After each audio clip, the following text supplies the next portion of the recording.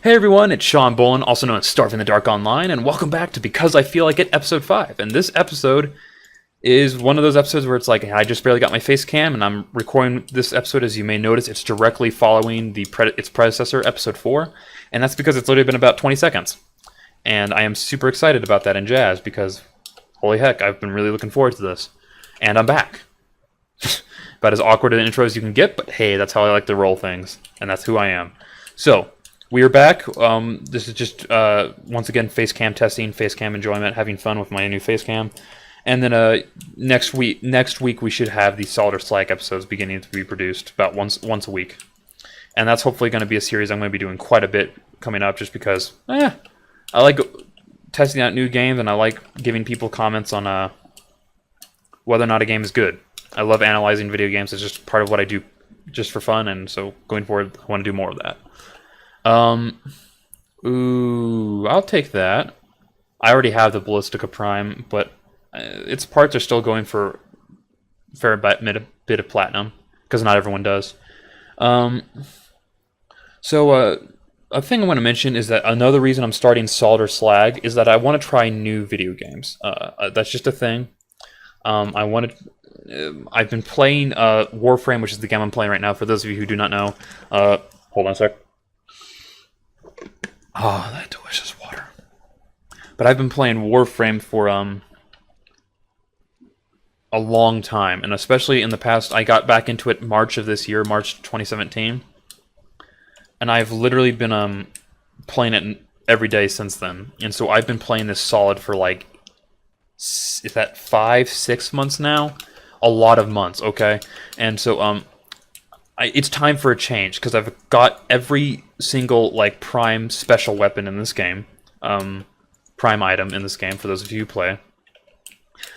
And the next ones aren't going. The next Warframe, the next prime items aren't going to be released for a couple of months, and I'm starting to get a little bit bored. I don't know how else to say this. Last time I drove myself into the ground, and it ended up taking like a 2-year hiatus from this game, where I played it for like 6 months, played it way too much.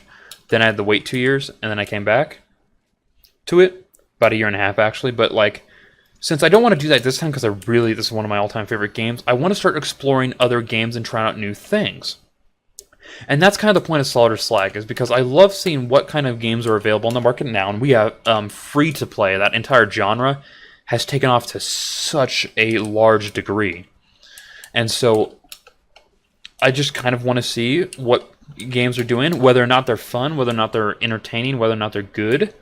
And I'm going to let you guys know the results of my research and kind of what my analysis of each game, because I've played quite a few free-to-play games today, and I just want to sort of let you guys know, hey, this game's awesome, check it out, it's worth your time and whatever little money you may want to invest in it, or hey, this game is the worst, absolute worst. Check this out if you want to have like a laugh, but don't check this out with any seriousness of like having fun or good gameplay mechanics. And so yeah, I'm going to be beginning that in next week. And yeah, I'm not quite sure which game I'm going to do first. There's so many to choose from. Actually, because I played this game Warframe and I've played a couple other free-to-play games. My Steam suggestions box is just full of these free-to-play random games, and a lot of them happen to be FPS shooters, because these games are kind of FPS shooters in their nature. Or this one's, I think, a third-person shooter, but same basic principle. And so I'm going to begin covering those, and we're going to begin talking about them, and it's going to be awesome. But yeah, just thought I'd warn you guys about what's going on and what's coming up next. Yeah, gotta remember to collect that reactant. I always forget to collect reactants, so making sure they do that.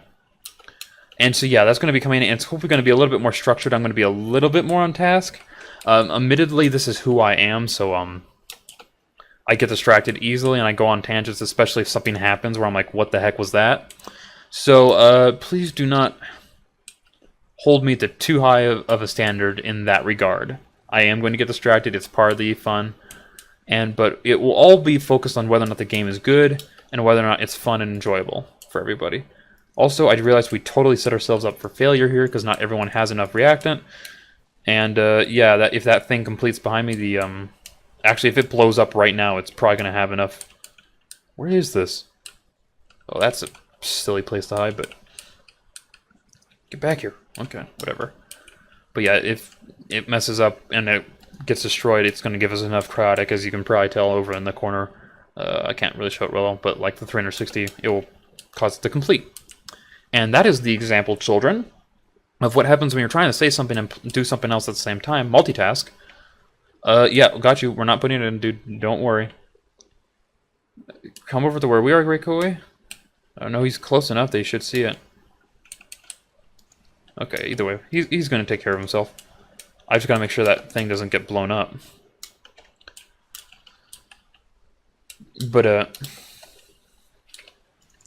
yeah, this is what happens when I get distracted and talk, is that I sometimes will get distracted on what I'm talking about. And that's just part of the fun, so that's what I'm going to keep doing. But yeah, this is just been a fun experience, but I cannot wait to check out some of the other games because I've accomplished everything I've ever wanted in Warframe for right now. And so I want to try out new games and get into other mechanics and do other stuff that's not related directly to what I've been doing. And so that's my goal going forward. And we're going to see how successful I am and how well that goes, but you won't know until you try, so that's the plan. Our third item, I think it's our third item. Yeah, it is. Let's see. In this case, I think all of these are worth the same amount of ducats, these silver items, so it doesn't matter. I'll just pick the one up I don't have in case for whatever reason somebody's like, I'll pay 20 platinum for a Tigris Prime Blair, and I'm like, yeah, why would you ever do that? There we go. Oh, that one's good too. I've got tons of Lilith relics I can use. The one I'm always lacking in is Meso relics, which is the tier up from this. Meso relics, not Mesa the Warframe, but you get the idea.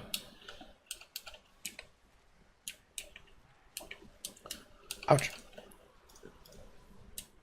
So yeah, I'm not sure how I'm going to handle it going forward, but I'm just probably just going to keep talking. I apologize for the small bit of silence that happened there. I'm just going to start talking about whatever the heck I feel like it. So, for example, Destiny 2 has just recently been released. It's been, driving everyone in the gaming community into like a half frenzy because it's a gigantic game. It's had a lot of advertising. Its predecessor was one of the most expensively created games of all time. I'm glad that the Destiny 2 definitely looks better than Destiny 1. When I first saw the release stuff for the posters, cinematics were cool with the various voice actors, but they didn't show any gameplay, so I had no clue what to expect, and the posters were bland. And so I came away from Destiny 1 with like just the advertisement, like, what's the point of this game?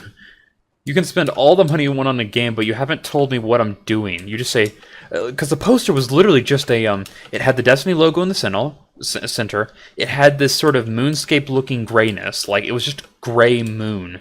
Like there wasn't anything else. There wasn't like any characters in the posters I kept seeing at GameStop and such. I know one or two of them had characters, but it was just literally like, find your destiny. Which was like the slogan / tagline, and that was it. And I'm like, that's not enough for me to make judgments of whether or not I'm going to get this game. And ended up not getting it because I was like, no, you haven't told me anything. You haven't sold me. I don't believe in your product. Your product doesn't have a face to it yet. Then it got released, and there was a whole bunch of bugs, a whole bunch of weird decisions that I couldn't quite understand. Actually, I'd have to say it's probably because of Destiny that I really started noticing that I analyze video games a lot. Because I was instantly shocked by the approach they had taken to certain things, where they were, for lack of a better term, I think what they were trying to do is they were trying to take most of the big game genres we have now. So I'm going to mention a couple of my apologies, first-person shooters, MMOs, RPGs, just puzzles games a little bit, platformers, and they were kind of trying to take all of those different mechanics and concepts, and merge it into one game seamlessly. And that's a gigantic task, if not impossible in some ways, because some of those genres have not sort of conflicting mechanics and styles, which makes it really difficult. Also, I realize I don't have my timer going, so good job on me. So let me just set it for 10 minutes, and that we're just going to roll with that. But yeah, we have about 10 minutes left, and if it goes a little bit wrong, sorry about this video being long. I'm going to have to get better at like starting timers. get into the habit as it was. But yeah, it's just Destiny was what really made me realize that it's like just you can have a really cool game and a really cool concept, which I thought Destiny was, but that big of an ambitious project, I was worried, especially if that's your flagship. If that's like the wow, I'm actually stuck. I'm not sure if I can get out of this, guys. Hold on a sec. There we go.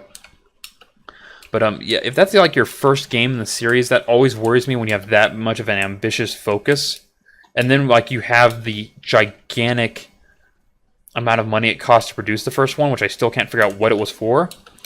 So yeah, that was a little bit worrying to me. And then some of my fears were unfounded, thankfully. It actually had a really cool combat system, and I liked the idea.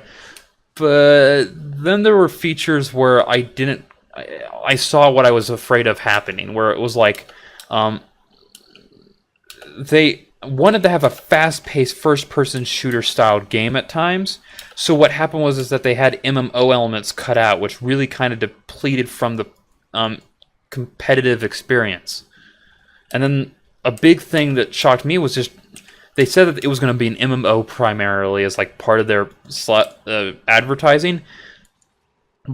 But the character creation and then the initial hub town and trading system was, and still I think still has issues to this day, where it was like, why would you make that kind of a choice? So, for example, a character creation, you could select from one of 3 different races, which is fine. It's not the best, but then you only had like, you can only modify like 3 or 4 things that actually mattered within that race, because you're constantly wearing a helmet in that game, and you can't choose your armor colors to any significant degree.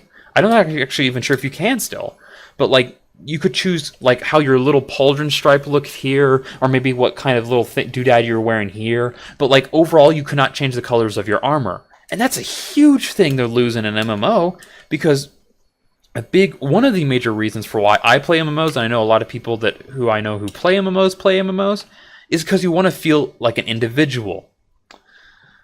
Bratton Prime, I'm torn. I'll probably just grab that just to get it done. But I was really badly disappointed by, actually I'm just going to choose the Valkyrie Prime because I feel like it, but that's why I was really badly disappointed by that. One of the reasons was because I want to feel like an individual, because in an MMO, one of the hardest things as a single player, especially if you're playing by yourself, which is how I usually end up playing MMOs, because I don't have a huge community of friends online right now, though I'm working to expand that. And I even have a clan down here with a couple people, but like, a big thing is that you really want people to feel like they're unique, like they are the hero of their particular story. And a big part of that is looking different from everyone else, and that's where I think Destiny had a huge flaw, was that there were 3 basic classes you could play as, in addition to the 3 different races, but they all had very similar armor styles, and aside from like one having a cape, and then the types of weapons each class would kind of use, there really wasn't a whole lot differentiated in them. It wasn't like in Guild Wars 2 would be a good example of an MMO that does this really well, where you have the gigantic-looking, scary war beasts that are just like full of claws and are like gigantic wolves. And then you also have the people I like to play, which are the Sylvari, which are people of the forest, which means that they actually have leaves for hair. They have a very nature-like aspect. They have lots of like almost tattoo-looking modeled colors on them. And then you also have humans, which are normal, and then you have dwarves, which are actually like physically shorter than the other races and have like their stoutish appearances, all this stuff. But all of those characters felt individual just from the start, not even getting to ability-wise. We're just talking from looks alone. Like from a distance, I could tell, oh, that person's a dwarf that's gone with like a red and dye. Okay, a red and gold color, so on and so forth. And that was something I immediately noticed with Destiny. I was like, how can you tell who each person is? You can't really select your colors. And then going on further, it's like, well, that's terrible, because that's like a huge thing in MMOs, is being able to do that. The other thing that really disappointed me was the trading system, because I love trading this game. Like, for example, Warframe, I trade all the time. I've not spent dollars on this game yet, but I've gotten so much stuff with Platinum because of just patience and being able to trade. And realizing that you can't trade your items to other people in Destiny 1, and I'm not sure if they've ever fixed this item, but I've not followed up on that. But in the original release, you could not. And I think that went up to at least expansion 1. It may still be in effect, where you cannot trade your helmets or items you acquire to other players at all. Now, I can understand if like they were legendary items or something, maybe having like limits or imposing restrictions or whatever on certain items because of just how powerful they are. But just not being able to trade at all is such a big detriment to MMOs because that's half of the interaction with community. Is because even the solo players will interact with other people just to trade and get the items they need, and not being able to do that at all is a huge detriment to your community because people aren't going to form nearly as many interactions with other players and strangers, and it's going to be way more of a grind because you're going to have to farm for those items by yourself, even if it's a basic item that you know other people can get easily and you're just not having that luck. You still have to take that horrible amount of effort to do that because you can't ask the other person who gets it all the time, heck, hey, can I pay you 5 gold or whatever, and we trade that item? It felt like they had everything there that they need to implement a trading system, and yet they chose not to. And like with the anagrams, if you're really worried about people getting overpowered weapons and trading back and forth for obscene amounts of money, have them trade just the basic anagrams where you're still not sure what you're going to get. Have it be like whatever weapons you get out of an anagram you're stuck with, or just basic cosmetics, maybe ammo, maybe like you can trade like common and uncommon items, but not rare or legendary. It was such a big potential like community builder and cash cow for them. I didn't understand why they did not, why Microsoft and their other people who helped create that particular game didn't do that, because it made so much sense to me. It was let me just check my time because I'm losing track. Yeah, I still got time. But like it was a no-brainer. It wasn't like they had to go out of their way to make something. It was just they had to actually implement a system that was already basically 99% there, and it would have. I don't see why they did not. Is my problem. It's like it's an easy way to increase the value for us, the gamers. Hold yourself up to other people in your class, like Guild Wars 2, because that's a very popular game, and other games like that, and they never did. Even after it's been out, the game's been out for a while. It's like I would figure that would at least come along in one of the updates, and it never seemed to drop. And I was always surprised by that. I never quite understood why. I can't just judge and say, oh yeah, they should have totally done that, because I've never built a game personally, but I never understood why. It was just something frustrating, because I'm like, this is a huge opportunity for you guys to make boku more dollars than what you already are. Why would you not just jump on that? Because that's totally what I would do, is I would be like, yeah, I'll just build value for the community, have people really enjoy your stuff, and get better ratings and get more people. It's just, oh well. So anyway, that was a little bit of a long-winded, not rant, but like just talk about Destiny and some of the things. And this isn't just Destiny, by the way. Don't think I'm harping on Destiny alone for this, because there's a lot of games I've seen recently, even free-to-play games, where it's like, why would you make that design decision? And that's part of why I'm going to be discussing Assault or Slag, is why did you make that? Oh, wow, that's not what I was expecting at all. Okay, ouch, ouch, ouch. Just die. Whew, that hurt. But like, yeah, it's part of the reason with Assault or Slag, it's going to be like, why did you make that design decision? Was that a smart design decision? Because I've seen really dumb decisions being made where it really affected the player base and really irritated gamers, rightfully so, by the way, with various games. I'm trying to think of another one that comes to mind. Which one was it recently that did this? Warframe's done it quite a few times. I'm just going to come out flat and say it. I love the game, but sometimes the game makes the developers make terrible decisions. I don't understand why they would. And stuff like that. And just why? Why would you not want the maximum possible success in a game? And why would you, with some of these decisions, it feels like it's a reactive move, which is fine, because you've got to react to your community. That's part of the good thing. But it's a negative reaction for reasons that almost seem more personal or belief-based rather than, like, logically based, which makes no sense in some ways to me. And so that's something I'm going to talk about on Solid or Slag. Wow, pronounced stuff.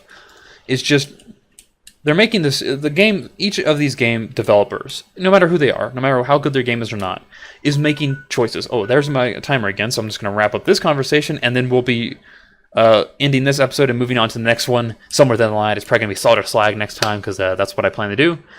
But yeah, it's just every game developer, no matter who they are, no matter if they're doing it consciously or unconsciously, is making decisions about the nature of the game, how that game's going to react. They're probably at least have a basic idea of how the community is going to react, so it could be positive or negative, depending on how they choose to roll it. And they're making decisions to that end. And my goal is just to analyze it and be like, was this a smart decision? Was it smart from a business standpoint? Was it smart from an ethical standpoint? Was it smart from just a community standpoint? Is your community going to respond positively or negatively given what they've done in the past? I'm just going to be trying to do my best to talk about that with what I've experienced so far, based on my own experiences and what the many conversations I've had with other gamers and players, some of whom have very different styles of play and opinions from me. And that's going to be most of the big thing about Salt or Slag. So thank you all very much for watching this episode of Because I Feel Like It, which is episode 5. There we go. Hold it up to the camera. And just it's been a blast talking to you guys, and talk to you all next time. And it's probably going to be Salt or Slag next time, so stay tuned, guys. It's going to be awesome. See you later, and peace.